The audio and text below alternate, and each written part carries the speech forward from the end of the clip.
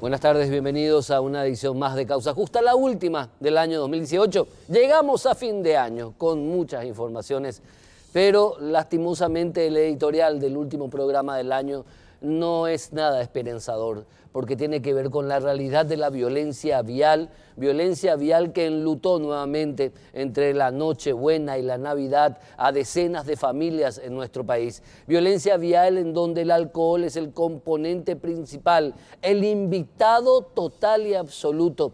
No es posible que en pleno siglo XXI sigamos teniendo una sociedad tolerante y un marco penal débil con relación a la triste realidad de personas irresponsables que alcoholizadas se suben al mando de un vehículo y causan, porque puede haber siniestros evitables, causan siniestros porque además de estar alcoholizadas no respetan ningún tipo de ley ni mucho menos norma o reglamento de tránsito. Es momento de decir un basta ya, pero en serio, porque vamos a seguir perdiendo, familias van a seguir en luto por la muerte de seres queridos a causa de responsables de ambos géneros, hombres y mujeres, porque acá no hay límite de edad, no hay límite de género, no hay límite de posición social. Beben y manejan los pobres, beben y manejan los supermillonarios de este país y ambos extremos causan siniestros fatales. Basta ya. O al menos eso es lo que pensamos nosotros en Causa Justa. No sé qué usted opina, señor, señora, para ser parte de este debate a nivel nacional, de esta presión que tiene que derivar en una reforma penal que castigue como lo que son, como criminales, a aquellos irresponsables que se suben a un vehículo en total estado de ebriedad y causan un siniestro sesgando la vida de seres inocentes. Deben ser tratados como lo que son, criminales, no como simples delincuentes, porque así ahora la norma penal los trata a estos verdaderos asesinos en potencia. Basta ya, en serio, porque si no, no vamos a contar el cuento, porque no sabemos si en esta ruleta rusa que hoy día se llama la violencia vial, la bala nos toque a nosotros o a nuestros familiares el día de mañana. Vamos a la pausa, a la vuelta, el primer tema del día de hoy.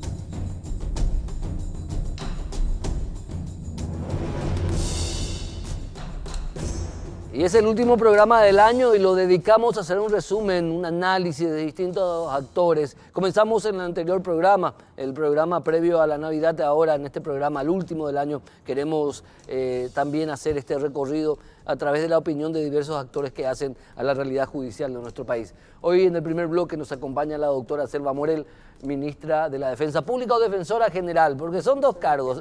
No se sabe cuál es el correcto, pero el Ministerio de la Defensa Pública, pero bueno.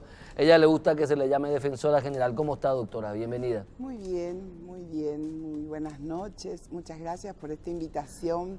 ¿Cómo cierra el año para el Ministerio de la Defensa Pública? Bueno, es un más y es un menos. Noticias muy fuertes como la que acabas de decir. En primer lugar, la Defensa Pública tiene a los accidentes como número uno. Después vienen hurtos, la violencia doméstica, robo, los problemas intrafamiliares, pero en primer lugar, tal como has dicho, tenemos la exposición en el tránsito terrestre. Es la mayoría de los casos que manejan los defensores públicos tienen que ver. En primer lugar está en la estadística. En primer lugar eso, y luego vienen, mira, el hurto, que no es tan grave como lo que acabas de decir, ¿verdad? Tenemos también otro problema grande, el incumplimiento del deber legal alimentario. Es otro también. Es otro problema grande, y yo me pregunto, ¿por qué, papá, no querés pasar alimentos a tus hijos? Me resulta una pregunta dolor y problema. ¿Por qué, papá, no querés pasar los alimentos a tus hijos? Discúlpame que te retruque, por favor, porque en esta realidad también está lo otro. Claro, ¿por qué mamá? ¿Por qué vos, mamá, también usás de arma contra tu expareja a tus hijos? Porque también se dan, por más que me reten en la cucaracha, también se dan los casos. Porque yo creo que este tema de la violencia intrafamiliar no respeta género ni posición social tampoco, doctora. Y eso, el incumplimiento del deber alimentario es violencia intrafamiliar. Es una forma de violencia. Bueno, por eso estamos teniendo en un segundo y en un tercer lugar. Porque si no cumplís tus alimentos, si no das de comer a tus hijos, si no le permitís que vaya al médico, si no permitís que tenga educación, si no permitís que tenga recreación, es una forma de violencia. Pero nosotros le llamamos, como lo dice la ley, falta de prestación de alimentos. Lo de la violencia es otro tema. Una locura. Eso es una locura, porque ahí sí tenés una retroalimentación entre el hombre, entre la mujer, de una manera extraordinaria. Y no te puedo decir lo que es utilizar a los hijos dentro de eso. ¿Por qué violentamos a los niños cuando somos los adultos los que tenemos problemas? ¿Por qué utilizamos a los niños? Y ahí entra nuestro defensor del niño. Nuestro defensor del niño muchísimas veces, buscando una solución, también resulta ser agredido. Tenemos defensoras que realmente tienen que correr porque sus representadas o sus representados intentan agredirles, de tal forma a cambiarle a un defensor por otro defensor que cree que va a venir a hacer un trabajo distinto, y sin embargo eso es una verdadera locura. El defensor público asume la representación porque así le dice la ley, porque así, sea cual fuese, en el caso del niño, tiene que asumir la representación. En base a estas estadísticas, luego vamos a ir al resumen de los logros también, es importante eso, pero en base a estas estadísticas que manejás, doctora, como titular de esta institución tan importante, que está en la primera línea de batalla, en la trinchera, ¿cómo podemos calificar el estado de salud moral de nuestra sociedad? Me resulta difícil responderte, porque tal vez no quiero manifestar lo que mi subconsciente me dice. ¿Por qué hacerlo?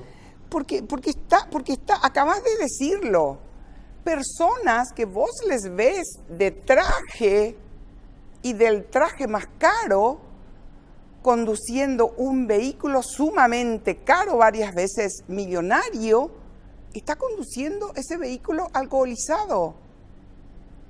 Pero bien alcoholizado, yo no te estoy hablando de lo que es la parte administrativa. No, tampoco. ¿Verdad? Están bien y fuertemente alcoholizados. ¿Cómo vas a decir, esta es una sociedad completa y totalmente sana? No se puede. Y con respecto a la violencia intrafamiliar. Y con respecto a la violencia, ahí vos pensás que estamos todos locos. Ahí estamos todos, porque tanto el hombre como la mujer, muchas veces si hay un niño de por medio, utiliza al niño como un objeto sexual. Te portás bien conmigo, yo te doy los alimentos. No me das a la criatura, yo no te paso los alimentos. Ese es nuestro pan de cada día. Es terrible. No, por eso te dije, no quiero decirlo en voz alta, a veces decirlo lo que mi subconsciente me está diciendo, ¿verdad? Porque nosotros vemos el padre o la madre de un chico que es drogadicto, que tiene 14, 15 años y no quiere abrir sus ojos a la realidad. ¿Cómo vos, papá, como mamá, no te vas a dar cuenta que tu hijo está volado? ¿O no querés darte cuenta? Por eso dije, ¿cómo no te vas a dar cuenta? Si vos lo ves extraño, si vos lo ves así con los ojos para atrás, si vos lo ves diferente, ¿cómo no te vas a dar cuenta que tu hijo necesita un tratamiento médico? Es cierto, en nuestro país a nivel gratuito tenemos muy pocos lugares donde un chico de 14 a 17 años puede tratarse gratuitamente. Pero también tenemos otras figuras, como por ejemplo la orden del juez para que esa persona reciba un tratamiento médico, le guste o no le guste. Y vos, papá y mamá, ¿cómo no vas a lograr que tu hijo sea atendido? ¿Cómo no vas a lograr que tu hijo reciba la correspondiente? ¿Y para qué ir lejos? En defensa pública tenemos psicólogos que valen la pena, varones y mujeres, tenemos médicos que valen la pena y que ahí mismo nosotros podemos ya empezar ese trámite. Pero ustedes no van a creer cuántos padres, cuántas madres vienen a otorgar poder por sus hijos menores y dicen, no, esto ya voy un mía. Y sin embargo, esa mamá, ese papá sabe muy bien que el chico la noche anterior robó la garrafa de la familia, que utiliza la familia, y se fue a vender para poder comprar más drogas. Y la policía, perdón, pero la policía sabe muy bien dónde está el aguantadero. La policía sabe muy bien dónde está el que vende los caramelitos. Y sin embargo, cerramos los ojos a la realidad y seguimos. Tenemos una inmensa cantidad de chicos en situación de colegio que están ya bajo los efectos de las drogas. ¿Por qué te parece que aumentó tanto el tema del abuso en menores?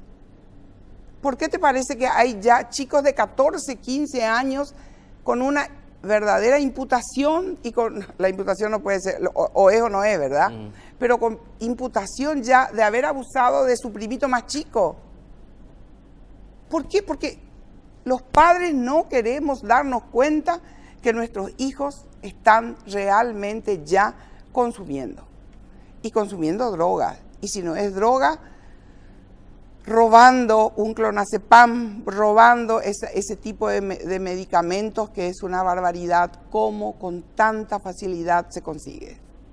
Y espero yo que un convenio que estamos queriendo hacer con la Senat de resultados realmente positivos, como para que los padres que tienen que ver, que se ven en la obligación de ser muchas veces, por la cantidad de hijos que tienen, esa es otra falencia, por la cantidad de hijos que tienen, de repente en la necesidad venden drogas. Es grave. Vos te pones a pensar en el número de señoras que están presas. Ellas, de la desesperación, venden drogas. Y vos las tenés en situación de cárcel, en la cárcel de mujeres, y sabés bien que están llorando porque sus hijos se quedaron por la calle, y sin embargo están adentro porque han vendido drogas. Eso estamos queriendo disminuir y buscar una forma diferente de no prisionizar tanto, para poder hacer que esa madre tenga un trabajo digno como para mantener a su familia. ¿El Estado está perdiendo la guerra entonces? No, al contrario, estamos asumiendo y estamos teniendo conciencia que una mamá que tiene muchos hijos, y no me vengan a decir que por qué no trabaja de doméstica, no. Si tenés 4 o 5 hijos, no pagás sus estudios, no pagás su educación, no pagás su comida con el sueldo de empleada doméstica. Aunque lleguemos a pagar a nuestras domésticas el salario mínimo, como muchas lo hacemos, no se llega al total, no se llega. Lastimosamente, esa es otra falencia que también estamos encontrando. Cada día de un defensor público es fuerte. Por eso es que también, vamos a otro punto, nuestra Dirección de Derechos Humanos está trabajando de manera diferente. No solamente atendiendo qué es lo que se tiene que denunciar, sino que también cómo realmente empezamos a cumplir las sentencias, cómo bajamos a tierra los convenios y los acuerdos internacionales de tal manera a prever mejor todo este panorama muy fuerte que estamos teniendo. Una radiografía espeluznante de lo que está pasando. No me imaginaba que ibas a ser tan frontal y a contarme una realidad que yo también la sé y que la veo, ¿verdad? Y también dentro de este tema, la dinámica de la violencia intrafamiliar es parte de todo esto. El ejemplo más trágico reciente que tenemos de violencia intrafamiliar es este hombre en Ipacaraí que mató a su hija y él mismo murió porque incendió la casa. Había recibido en contra 2 denuncias, el 19 y el 20 de diciembre. El juzgado de paz de Ipacaraí no hizo caso. No remitió nunca a la fiscalía, nunca remitió. Esa jueza, y lo digo personalmente, esa señora jueza de paz de Ipacaraí debe renunciar o el jurado de enjuiciamiento de magistrados la debe echar, categórico. No le tomó ninguna medida y también refleja eso, al extremo en que se llega en el ámbito de la violencia intrafamiliar. Claro que refleja, claro que refleja. ¿Por qué? Porque vos estás teniendo el problema cada día. Aunque tengamos, como he dicho, psicólogos que valen la pena, médicos que valen la pena. Y nosotros los defensores también nos volvimos ya un poco médicos, un poco psicólogos, un poco consejeros. Y decimos, esto es lo que hay que hacer. Pero tenemos que tener ayuda de todo el mundo. Ahora, nuestras reuniones con el Ministerio de la Mujer, nuestras reuniones con la Senat, nuestras reuniones con el Ministerio de Salud y otros, el Ministerio del Niño, ¿verdad? Y Adolescencia, nos están abriendo un poco, nos están, digamos, ventilando un poco más. En resumen ya, para ir cerrando porque tenemos otros bloques, los logros y los objetivos para el próximo año, doctora. Bueno, logros realmente, aunque de vuelta vía Defensa Pública han ingresado al Poder Judicial alrededor de 75.000 causas nuevas en el fuero niñez y adolescencia, en el fuero civil, en el fuero laboral, en el fuero penal ordinario y adolescente infractor. Tenemos ya contabilizadas como 75.000 causas que ingresan por medio de nuestra institución. Tenemos logros, hemos recuperado una parte del presupuesto general de gastos que nos han recortado. Sí. Esa fue una lucha importante. Si bien es cierto, el monstruo que hoy se llama Defensa Pública no se despertó, pero demostró que sí se puede despertar. ¿Necesita más recursos este Ministerio de la Defensa Pública? Claro que sí, claro que sí. Necesita más recursos. El defensor público tiene que tener un equipo mucho más grande. Interdisciplinario. Interdisciplinario para poder trabajar a cabalidad.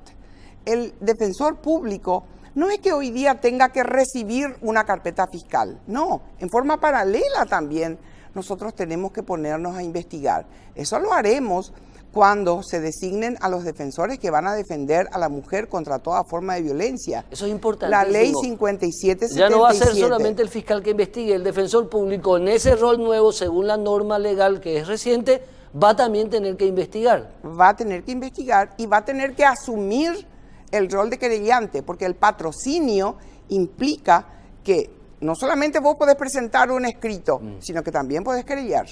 Entiendo, ¿por eso no se va a contraponer con el papel del Ministerio Público? No, al contrario. Del defensor público. La lucha va a ser mucho más frontal. La lucha va a ser frontal porque va a estar un defensor público asumiendo única y exclusivamente el rol de querellante para el caso en que se establezca que ha sido víctima de una violencia establecida en la ley 5777. Perfecto. Y va a estar trabajando al lado del fiscal. ¿Y el defensor que defienda eventualmente puede darse que el defensor público puede darse esté de este lado y el otro defensor público de este lado? Y va a darse. Va a darse. Por eso es que el defensor público de la ley 5777 solamente va a hacer eso. No va a hacer otra cosa. No va a hacer otra cosa, solamente la ley 5777. ¿Y eso qué quiere decir? Que él va a tener que ir al sanatorio, al hospital, al centro de salud, para ver cómo está su paciente, cliente, representado. Muy importante. Todo.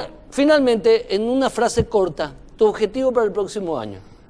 El objetivo para el próximo año es seguir trabajando seguir trabajando grande, seguir trabajando bien como está acostumbrado a hacerlo el defensor público, porque el defensor público, y te puedo decir, saliendo de esto, tenemos defensores públicos que han conseguido y han logrado inmensa cantidad de absoluciones, de sobreseimientos. Entonces nosotros vamos a buscar que el trabajo del defensor público sea aún más. En este momento quiero, como un mensaje final, felicitar a todos los defensores públicos que han trabajado de una manera encomiable durante estos 2 años en que yo he estado al frente de la institución. No pensé encontrarme con personas tan entregadas, tan capacitadas, porque antes, recordarás, mi mundo era el fuero penal y hoy estoy abriendo las alas y el abanico en favor del defensor del niño y del adolescente, del defensor que atiende causas penales, de modo que un solo objetivo, trabajar, sin olvidar que tenemos que pedir al Poder Legislativo que mejore el salario de los funcionarios y de los defensores públicos. Muchísimas gracias, doctora Selva Morel, defensora general, titular del Ministerio de la Defensa Pública. A la vuelta del corte continuamos estos análisis de fin de año sobre la salud de nuestro sistema jurídico con otros actores. A la vuelta de la pausa.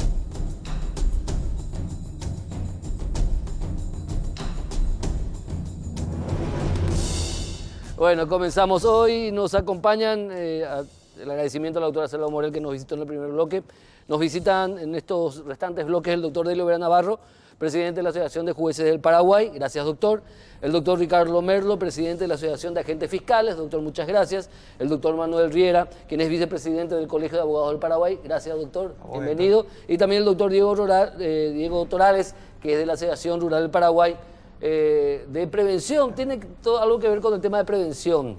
Gracias a los 4 por venir. Y la primera pregunta, y conteste a quien que quiera primero, ¿cómo encuentran ustedes el final de este año en cuanto a seguridad jurídica? Muy buenas noches, Héctor, un gusto estar nuevamente en tu programa. Y un reclamo a diario de la seguridad jurídica, creo que nuestro país habla más bien de inseguridad jurídica y que fundamentalmente tenemos que trabajar todos los ciudadanos, toda la comunidad civil, apoyar la independencia del Poder Judicial para que se pueda buscar la inversión, para que los empresarios, la persona pueda invertir en nuestro país. Y hoy estamos tercero así, en el ranking en los países que menos seguridad jurídica ofrecemos. Entonces hay mucho por hacer y ese es el trabajo a diario en base a todos los antecedentes. Hemos avanzado, pero que hay que ir mejorando y para eso debemos trabajar para lograr una independencia del Poder Judicial. ¿Independencia que no se logra todavía, doctor Manuel Riera? Independencia que está en un camino a ser logrado, Héctor. Es un camino que se notó en este 2018 a partir del destape de los audios que se dio en la final del año pasado. Y nosotros estamos viendo desde el Colegio de Abogados en ese sentido indicios de un cambio dentro del Poder Judicial, no solamente con la labor que están haciendo jueces y fiscales a través de sus asociaciones, sino el cambio que se está dando paulatinamente en la Corte Suprema con la incorporación de 2 grandes personas. Estamos viendo eso a través de los sucesos antes impensados, ¿verdad? Estamos hablando de ex fiscales generales, ex senadores, ex ministros del Poder Ejecutivo, hoy en día imputados o cuasi acusados con prisiones. O sea, nosotros estamos viendo un nuevo viento, unos nuevos aires en el Poder Judicial. Esperanzador, de fe es tu discurso, tu posición entonces. Sí, porque nosotros acompañamos eso, señalamos lo positivo, no solamente pateamos puertas de lo negativo, sino que nosotros cuando vemos lo positivo lo señalamos también, ¿verdad? O sea, el Consejo de la Magistratura ha cerrado unos procesos de selección históricamente nunca antes vistos y bueno, estamos viendo la transparencia de las sesiones de la Corte, estamos viendo la publicidad de las decisiones del jurado de enjuiciamiento, estamos viendo un montón de cosas que antes no se veían, ¿verdad? Y eso es positivo señalar porque es puntual del año 2018. Perfecto. Doctor Diego Torales, ustedes desde la Asociación Rural del Paraguay, ¿cómo observan la situación? Bueno, nosotros, mi querido Héctor, cerramos un balance lastimosamente en esta última etapa del año con actos muy violentos en contra del sector productivo, cuestiones que son públicas, pequeños productores agredidos por el sencillo hecho de querer trabajar sus parcelas, con varias situaciones que, digamos, de alguna u otra manera atentan contra las inversiones, como bien lo señalaba acá el doctor Elio Vera. Fíjate vos que hay pequeños productores que fueron incendiadas sus cosechadoras, ¿verdad? Sus sembradoras. Aquí lo importante que tenemos que entender es que con este nuevo gobierno, muchos sectores que son, digamos, que están radicalizados, Héctor, le están midiendo la temperatura al Ejecutivo, ¿verdad? ¿Por qué decimos eso? Porque la violencia con la que se están manifestando hacen de que nos muestre a nosotros realmente que si el Ejecutivo no toma una intervención rápida en contra de estos sectores, eso va a propagarse, ¿no? O sea, hoy tenemos hechos de violencia en el departamento de San Pedro, en el departamento de Caaguazú, y tenemos que el sector productivo, que es finalmente el que dinamiza la economía, básicamente hoy se ve agredido de alguna u otra manera. Si bien es cierto, tenemos indicios de que el Ministerio Público de alguna u otra manera trata de hacer su trabajo, tenemos que la Policía Nacional se escuda en dictámenes de su asesoría jurídica, diciendo, por ejemplo, que porque es fin de año, por el proyecto, ¿cómo es? Por el programa Año Pajá, porque carecen de personales, por una serie de situaciones no están, digamos, desalojando las parcelas de esos productores que imperiosamente, Héctor, necesitan trabajar su tierra, porque o si no el periodo de siembra se les termina, y ahí tenés parcelas que están hipotecadas, los bancos, tenés tractores prendados, y fíjate vos, o sea, la consecuencia del pequeño productor, del grande, del chico, de todos, ¿no? Pero más aún el pequeño, ¿verdad? Porque tiene realmente la necesidad imperiosa de trabajar y no lo puede hacer porque hay pequeños grupos radicalizados, incluso amparados por sectores políticos, de todo eso que siempre hablamos, ¿no? Esto demuestra una realidad, doctor Ricardo Merlo, puntual, a la cual el Estado, el Ministerio Público, a través del Ministerio Público, a través del Poder Judicial, debe tomar parte, debe solucionar, debe mediar o debe castigar. Asimismo, Héctor, yo creo que el Ministerio Público tiene un desafío a la luz de algunas cifras. Si cerramos este quinquenio con 850.000 denuncias y se espera que se duplique, casi llegando a las 1.400.000 denuncias. Los fiscales están con 1.000, 1.200, 1.500 causas. Esto implica... Cada uno. Incluso hay algunos que llegan a 2.500 causas. ¿En qué periodo? En el periodo de un año. En un año, un fiscal maneja 2.000 causas. Imposible. Es imposible. Imposible. Y como veníamos diciendo en algún momento, cuando hablábamos de la lucha gremial por la mejora del Ministerio Público, cuando hablábamos de presupuesto, que no se podía seguir teniendo un presupuesto candadeado por más de 4 años, cuando hay tantas necesidades y un incremento de la criminalidad, de las denuncias y sobre todo una confianza por parte de la ciudadanía que llega hasta el Ministerio Público cuando es víctima de un hecho punible, el que sea, desde violencia familiar, invasión de inmuebles, todo lo que sea.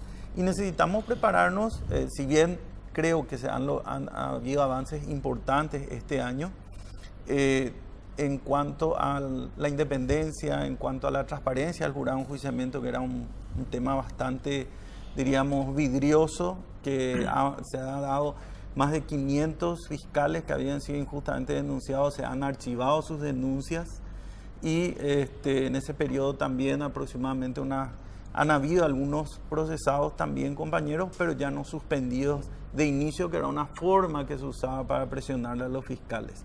Claramente oído y en los diferentes audios y demás. Entonces, vamos hacia un camino de la independencia, pero también tenemos que ir hacia un fortalecimiento para prepararnos en este quinquenio para atender esas 1.400.000 denuncias de almas de personas que llegan víctimas de un hecho punible y fortalecer sobre todo la parte técnica e investigativa del Ministerio Público. No solo en lo penal, también tenemos en lo civil, donde se manejan cifras multimillonarias de demandas, tenemos toda la parte del menor, laboral, es decir, toda el área en la que el Ministerio Público debe intervenir.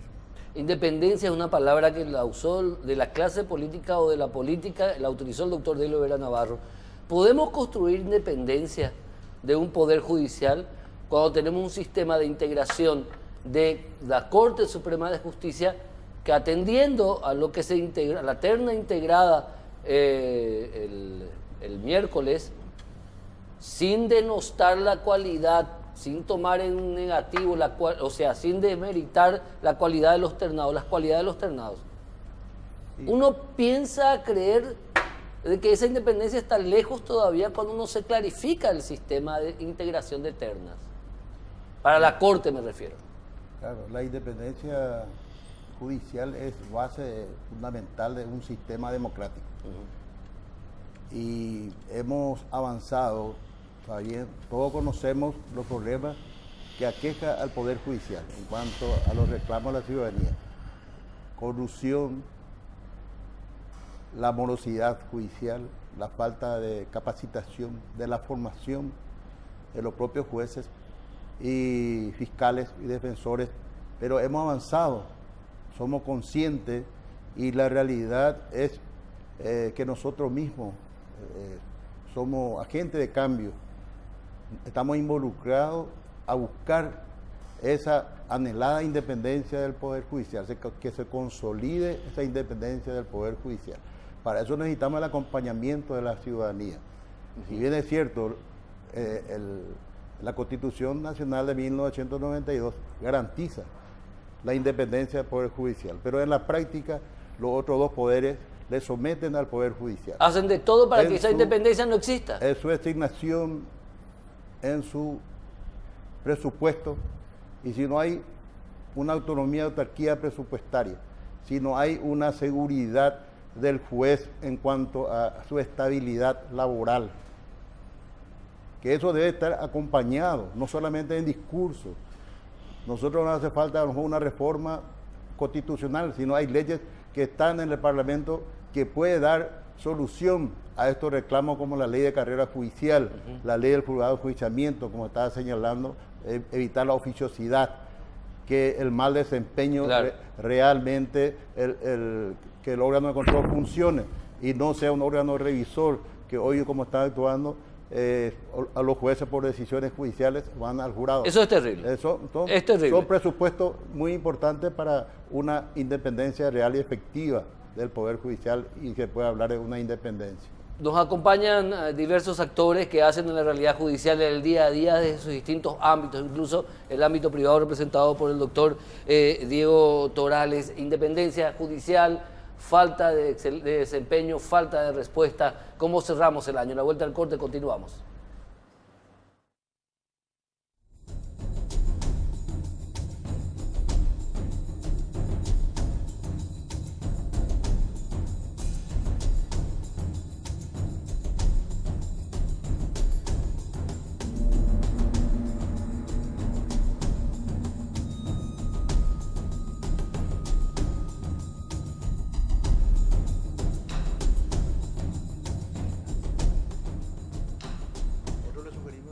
Quiero escuchar el sentir de la sociedad civil, de las organizaciones civiles. Diego Torales, Asociación Rural del Paraguay, cuando escuchás vos la postura de dos dirigentes gremiales de peso del de los jueces y de los fiscales, hablando y dando a entender de que no hay independencia.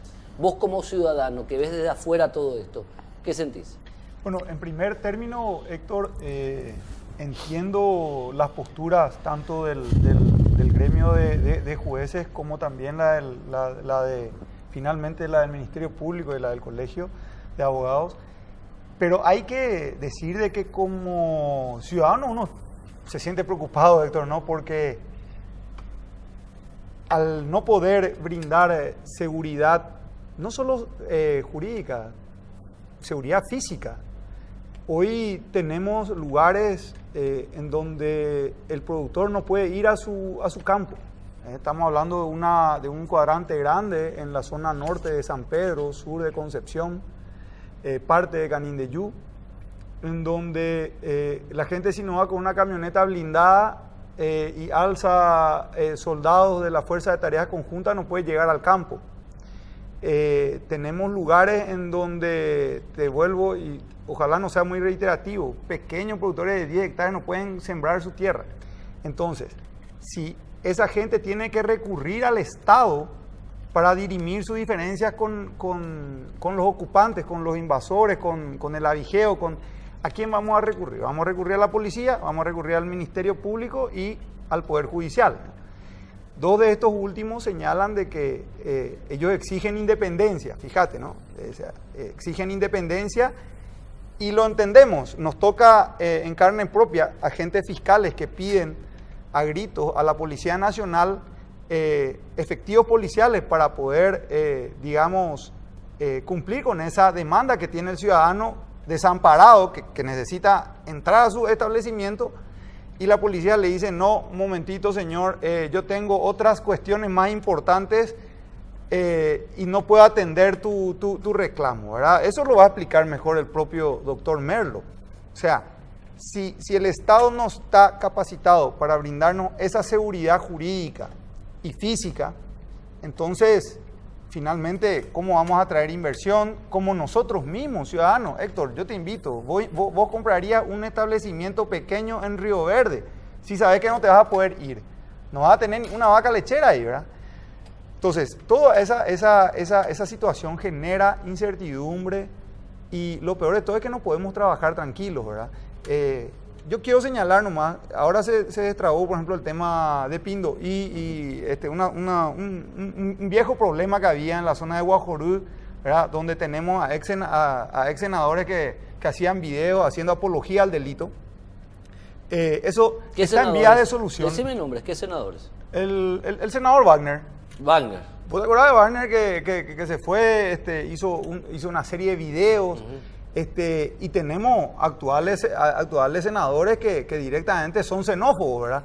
Entonces, si el Estado no va a poder cumplir su rol de proteger a sus ciudadanos, vamos a tener lo que hoy mismo yo creo que en parte hay gente que ya pide, ¿verdad? O sea, la autodefensa. Y eso no se debe de permitir en un Estado social de derecho en el cual existe la policía para que pueda aplicar la fuerza y existe el Ministerio Público y los juzgados para poder establecer el derecho, ¿verdad? Si eso no se puede cumplir, vamos por muy mal camino, mi querido Héctor, y en esta etapa del año estamos cerrando con actos muy violentos que lastimosamente enlutan al pueblo paraguayo, porque tenemos muertos durante la semana hemos tenido ataques nuevamente del EPP, con un personal de campo, un humilde personal de campo que ha dejado desamparado a una familia. ¿Qué opinas al respecto de lo que dice Manuel Riera? Si bien el Colegio de Abogados del Paraguay es un colegio de abogados, es una entidad civil, no está dentro de la estructura judicial. O sea,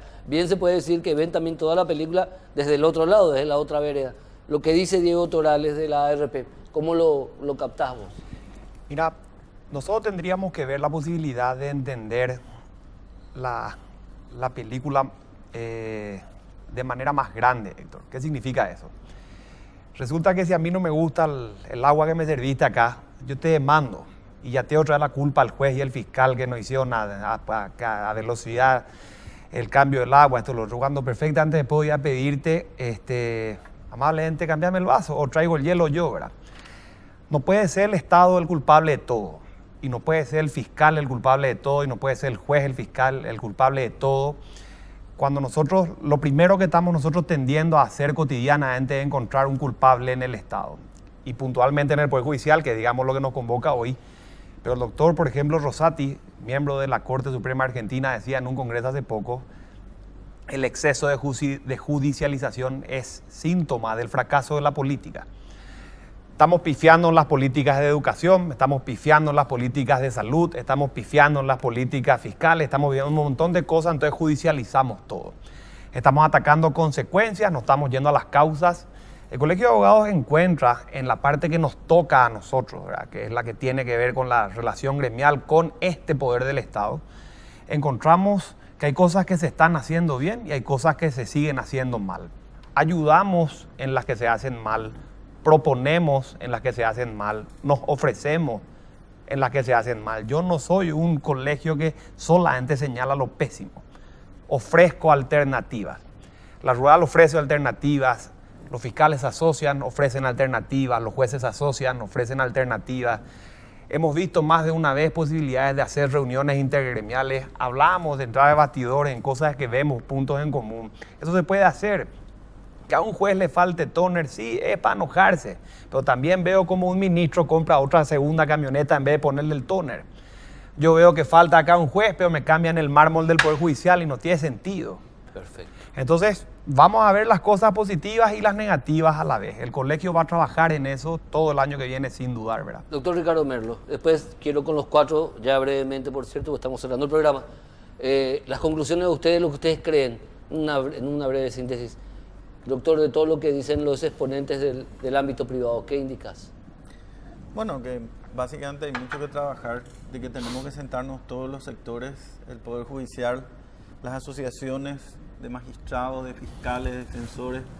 Nos hemos sentado ya y hemos dicho tenemos que oír justamente lo que nos están diciendo los actores de la sociedad civil y ver en qué podemos mejorar. Empezar a pensar no solamente en el caso día a día que estamos llevando, sino en cuestiones ya de política judicial, como política estamos hablando de cómo encarar ciertos desafíos grandes. Estamos hablando de temas, y quiero uno puntualmente, violencia familiar. Hablamos de un 29% de reincidencia, Héctor. Estamos hablando de que llegaron al Ministerio Público y de cada 129 volvió a caer. Y tenemos cifras negras de la criminalidad, unas cifras negras no denunciadas que nos hablan de un 52% de gente que pasó por el sistema y no volvió a denunciar. O sea, esas son las cosas que nos preocupan, la eficiencia y la eficacia con la que estamos tratando de estos problemas. No puede ser de que se haga el procedimiento, se le quite, se le impute y 2 semanas después estén entrando de vuelta. Entonces estamos actuando como una puerta giratoria y eso nos ahoga y nos asfixia en cada vez más casos y más casos. Entonces, perfecto, es cuestión de sentarnos a pensar y a trabajar de cómo sacar esto con inteligencia sobre todo. Perfecto. Las claves, tengo un minuto de tiempo, entonces le pido resumen sucinto. Quiero comenzar con el doctor Manuel Riera. La clave, doctor Riera. La Corte Suprema de Justicia. La composición de la Corte Suprema de Justicia de 9 personas, 5 necesitamos. 3 más que cambien la versión mayoritaria de cómo se viene manejando la política pública del sector judicial, radica en 9 personas, donde 5 van a hacer el cambio, 2 ya tenemos. Que alguien se dé vuelta o que elijamos 2 o 3 más, la Corte Suprema de Justicia, Héctor. La clave, doctor Ricardo Merlo. Creo que es una visión holística de los desafíos que tenemos como Ministerio Público y un trabajo coordinado interinstitucional. Como bien decía el doctor Riera, donde interviene la última ratio del sistema penal es porque fracasaron las políticas públicas. Doctor Diego Torales, la clave. Seguridad, clamamos siempre, queremos solamente trabajar, mi querido Héctor. Exigimos que se cumplan las resoluciones tanto del Ministerio Público como las resoluciones emanadas por el Poder Judicial para que se liberen las parcelas de los compatriotas que están siendo invadidos. Por último, ya tengo segundos nomás, doctor, la clave. Queda mucho por hacer. La seguridad jurídica, la democracia y la justicia como realidad depende de la voluntad de todas las instituciones gremiales y también civiles. Así unidos podemos buscar un cambio para nuestro país, para nuestro Paraguay. Feliz año nuevo a todos, que reciban en paz, en familia. Es realmente muy importante lo que aseveraron ustedes, que representa a diversos actores o sistemas que tienen que ver con la administración de justicia. Que tengan un excelente 2019 y a ustedes también les deseo un excelente 2019. En enero paramos un ratito, pero después vamos a volver con toda la fuerza posible para seguir diciendo que en Paraguay debemos, nos merecemos y vamos a tener una justicia realmente eficiente y un Estado social de derecho en donde haya igualdad, equilibrio y fraternidad. Muy buenas noches.